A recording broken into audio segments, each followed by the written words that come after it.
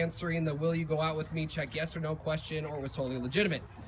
Although there is some dispute between the two of you when you actually met for the first time, it is clear from those early days in River Falls that you were both meant for one another. College came, baseball at Bethel for Jay, college at Stout for Katie. Even despite heading in two different college directions, you stuck together, knowing, again, as we all do, Jay is Katie and Katie is Jay. Now, I've known Jay for a few years now. Just last week, I defeated Jay in the championship of our fantasy baseball league, just to make sure that's on record. Sorry about that. But over the last couple of months, I've gotten to know both of them a little bit more. And what I can agree with everyone else here, you both are made for one another. This was destined, even from that moment, way back in 9th grade when you handed Katie that handwritten note. Jay, you are hardworking and totally unshakable.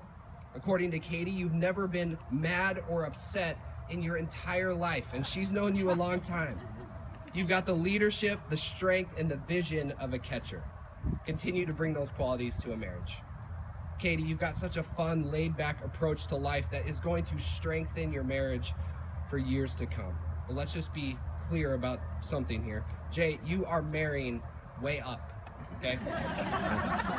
You've got a lot of qualities, but you're marrying way up the proverbial physical, social, emotional height ladder here, so just want to make sure we're clear. I suppose I don't have much to offer in the way of marriage other than this. Losing is now winning. Marriage is the one area in life that requires you to lose in order to win for one another. You got to sacrifice. You have to give in. Seek the best for one another. Love unconditionally. Lose to win. Furthermore, be understanding of the fact that you will probably fail more than you will succeed, especially early on. Determine success the way you would a baseball game.